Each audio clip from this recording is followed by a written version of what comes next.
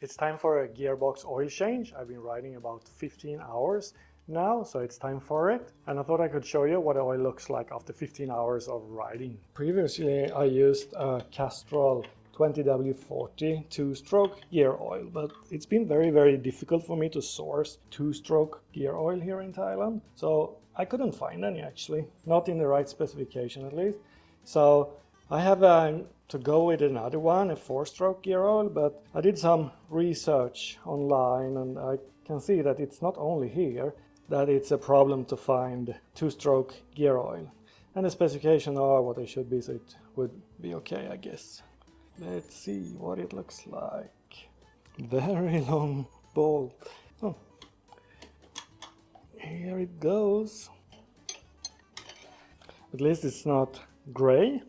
The oil is brown. Doesn't look to be any water in it. And here on the bolt there is something, and I don't know, probably some metal stuff. Two of them. Let's tilt it a little bit. In the manual, there isn't any real manual from the manufacturer, but I'm using a manual from GPX since it's the same bike. Basically, they recommend, I think it is 10 hours, but since I'm not riding very hard, I'm a little bit overdue, so 15 hours. Maybe I'll do another oil change after 10 hours to see the difference. Okay, it will be a different oil this time, so we see.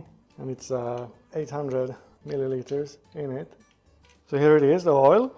It's brown, but I can't really see anything in it. And this white kind of foamish thing, I guess it is from when it was pouring out, so it came air bubbles in it. But if any of you are good at oil and you can say if this one looks normal or not, please comment in the comments below to help me to learn. But I think it looks okay. So let's start to refill it with new oil.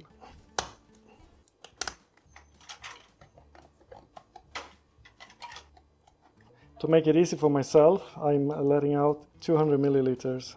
So I got 800 left in the bottle. I got a new washer, but doesn't really look like it has happened anything, and I doubt it will happen much because it's a pretty sturdy copper washer. So I'll use this one again. Let's put it back in. Okay, let's get the plug back in. Here we go.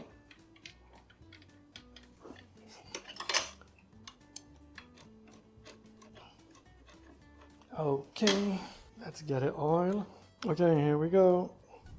Since I let out 200 milliliters, it should be 800 left in the bottle. So just pour till the end. So I guess this is about it.